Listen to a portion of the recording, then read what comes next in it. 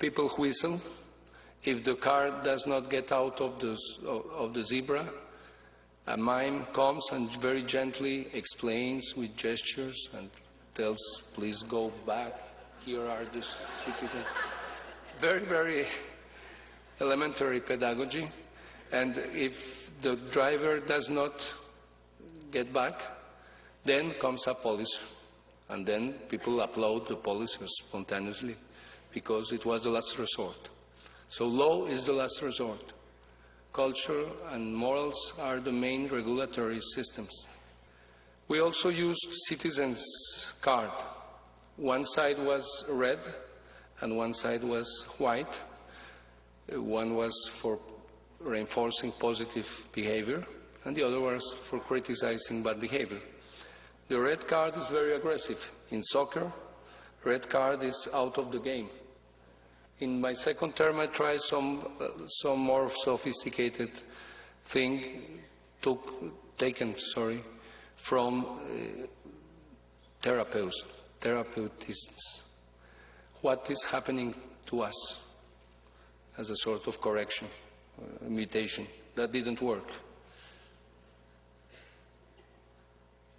So citizens were involved in mutual regulation. They accepted that city could have a pedagogical agenda, and they helped to develop it, to promote it. For social norms, it was discard, fear of social rejection, discard, and people used, or sometimes just carried it on the car in any case. But the speech of people changed it. Instead of having, where is the mayor, where is the policeman in the middle of the jam, they had an agenda. They could show this or show that to different drivers. Besides, myself, I was showed very big cards in some manifestations, like that. I tried to sell the telephone company in a moment where we could get $2,000 million for it. And union members were for 14 hours during the debate in the council. They just were making no noise and just making this when the arguments were positive and this when we had arguments for privatization. So we helped to build a common language. We also draw black stars on places where pedestrians were killed, about 1 meter or 1.5 meters. In all the places where in the 5 last years was killed by a car accident, pedestrian, we put this. This is now generalized in all the country.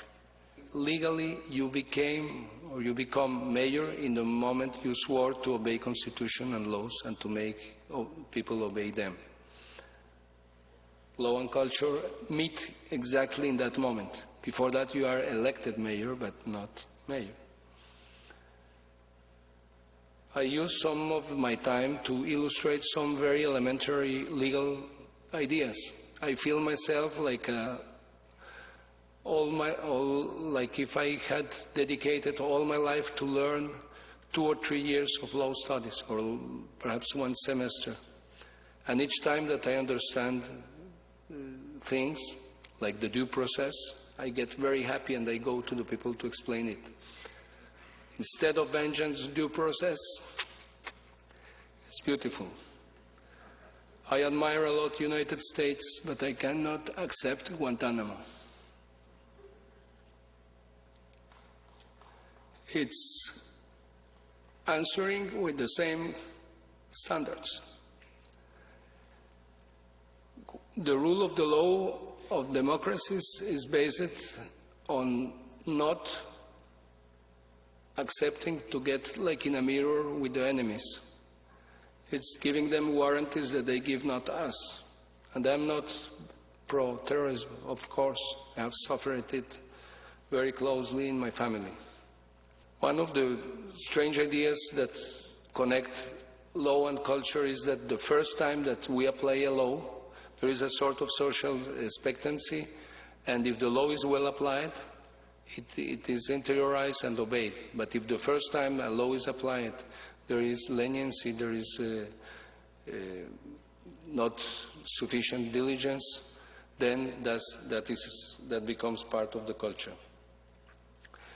Some of the experts say that we were very successful not in rule changing but in collective actions, or better said, by introducing very big bets for the city, around them introducing rule obedience. It was not rules for rules, but rules for having more power, collective power. One of the main illustration was a water shortage. The tradition was that the mayor cuts water each 24 hours for different places of the city. I swore that I will not cut, that I wanted people to save water themselves. After the first week, the consumption of water was 2% higher. I was enraged. I was going to speak by television saying, I have a deception, I am sorry, I'm not glad.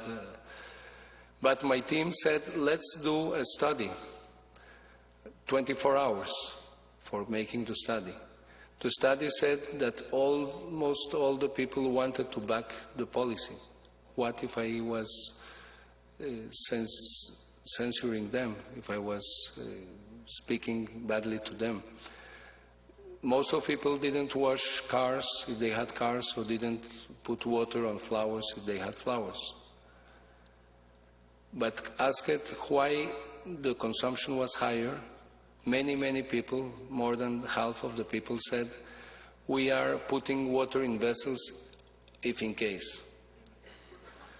We made the question inside the team, the cabinet of the mayor, and two of the members, the waters manager and the citizens culture manager, both in their house they had vessels with water. So we were not believed, neither in our houses. So sometimes change is very difficult because there is a script around water shortage. There was a strong script. So when you have a clear script, you get quicker. You say the mayor has asked us to save, but he will close the water. So let's put water in vessels.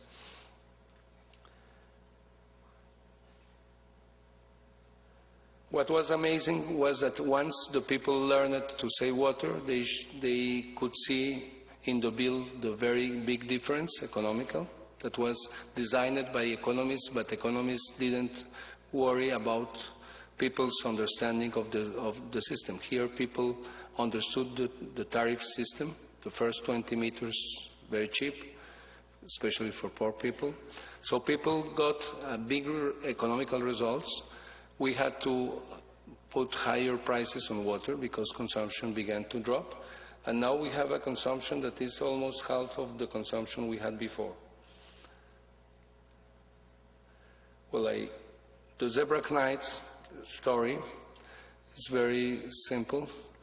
There were horrible crimes against taxi drivers and horrible crimes committed by supposed or real taxi drivers against passengers.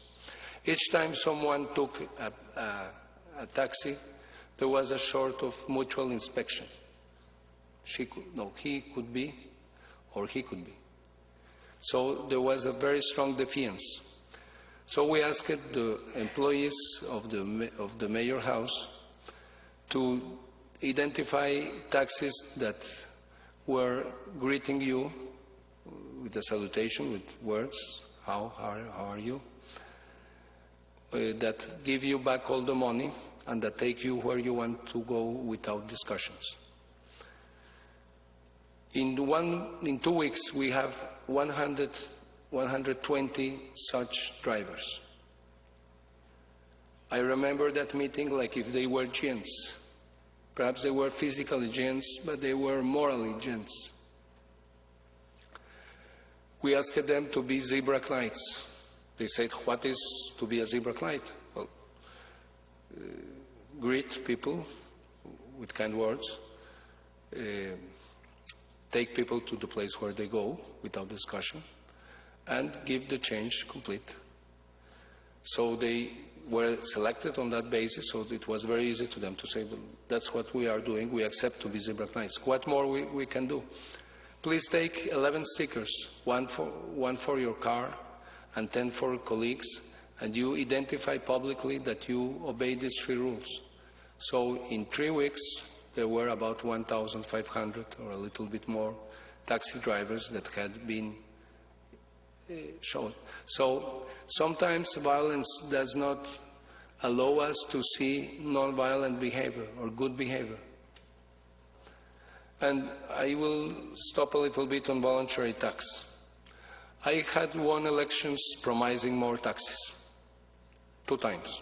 The first time laughing a little bit, the second time absolutely serious because the social situation of the city caused by economical crisis was bad. And the Treasury Secretary came to my office very worried because the councilmen were elected promising not allowing to raise taxes. So they didn't accept to raise taxes. So what we did, we put in the formulary a voluntary 10% increase in tax for one time or as much as you like. And 63,000 families paid 10% more taxes. If the council at that stage would not accept to raise taxes as it accepted, I would invite the 63,000 families to get in a manifestation. Obviously that would be a bigger happening than those that I have told you. So the councilmen understood and they accepted to raise taxes. Not exactly the real estate tax, that was my proposal, but the industry and commerce tax. But the city finances were going well. These collective actions have typically the structure of collective actions. If only few people cooperate, the result is not obtained, and they have made expenses and costs, and they have put their effort, and nothing good comes up. And so for this stage, unconditional cooperators are very important. But once you get here there are a lot of conditional cooperators that say it's working. So feedback was very important. Each week we were announcing on radio and television how much we had saved water. And that was very slowly, after the 2% rise, 1%, 2%, 3% decrease in water consumption. And we could get it. Some strong results. This is the homicide rate. The biggest proudest motive in my life is having helped on 6 of these 12 years from here to here. Now we are in 18 per 100,000 in people killed intentionally in Bogota. We are not still in the level that we were in the last years. I have told that United States is about this level. It's the world's level. But it was in 14 several years ago. And this is Colombia. Colombia was in 20. And this is very important because for these years, from 1963 to 1975 about, Colombia was at the same level as Latin America. And Bogota was half of that. And today, Latin America is in 26. So Bogota is more peaceful than Latin America in average. This is the rate of people that died, that have passed away in car accidents. This was Bogota, this was Colombia, the country. So in these years there was a lot of buying of cars in Colombia. There was economical aperture. opening. And in Bogota, we succeeded in not having more increase. We had some increase here. And then we had this very strong drop. There were several actions. This is about the moment we worked on seat belts, pedagogical comparendos sort of pronouncement. I could find you, but I want this time. But in 1 week, that would put you a fine. There were citizens' cards and mimes, I have explained. I dissolved it 9 months after the symbolic victory against corrupted traffic policers. We dissolved the police. It was a local police. And we made an arrangement with national police that had very harsher rules, more effective tools to fight against corruptions. So it's a very frequent corruption experience that has disappeared.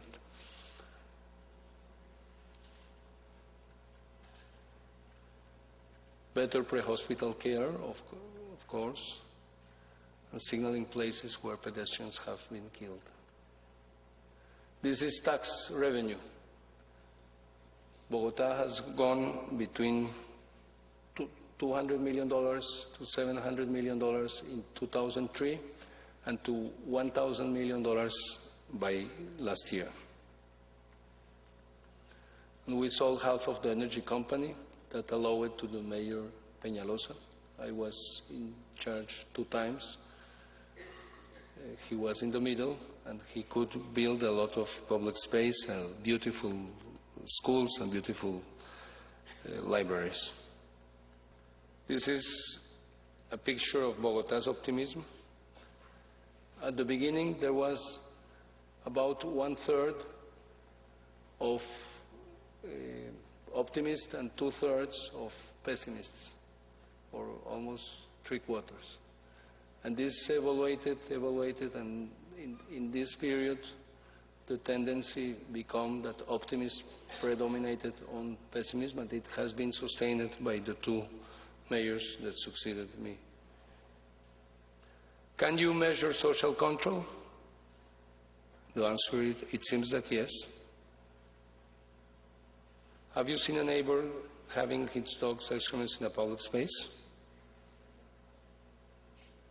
Yes, 48%.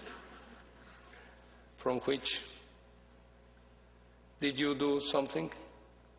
And horrible 71%, nothing. But a marvelous 29% did something. Look at for an authority, one of the 29.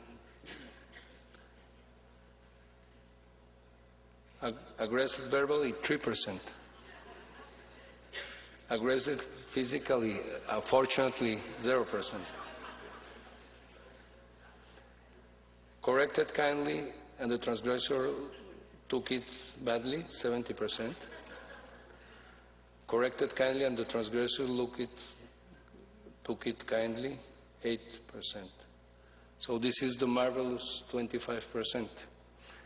Some crucial steps. We changed this language game. We spoke not much about security, only if required, but I spoke about citizenship's culture. If you have citizens, you have legality, and if you have legality, you have security. The first Security Council, I told that I clearly signaled that homicides are more important than stolen cars. We later used the sentence, life is sacred. When I was told that there were 2,600 or 2,500 homicides the year before, I was struck. And one of the members of the security team said, Mayor, it's 1/3 of these guys are criminals, killing other criminals. Don't worry so much. I said, what I have heard, authorities, we have to protect the life of crime, of criminals. Not the life of crime, the life of criminals. We used epidemiological